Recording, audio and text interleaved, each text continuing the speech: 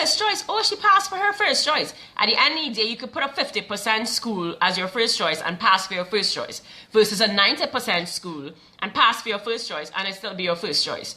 So, I mean, I'm going to just sound mean, but the whole pass for her first choice, pass for her first choice, like, it's kind of like we put more emphasis on, like, a first choice does not necessarily mean that it's a prestige school. It just means it's your first choice.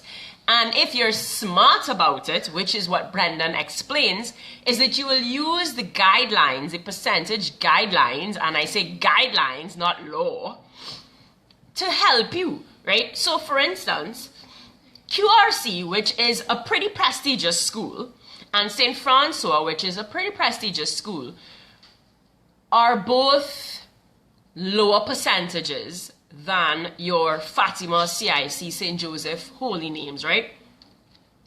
If your child is not necessarily like a high 90 percenter, if she is scoring 95 and up consistently, that's one thing, right? Because he talks about like looking at what your child's academic ability is and being realistic about it.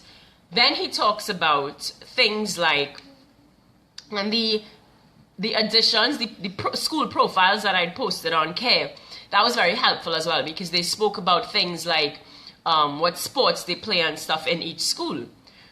I mean, well, I'm using these particular examples only because I know those schools better than I could speak about presentation or NAPS or whatever, and I don't have those portfolios in front of me without turning my laptop upside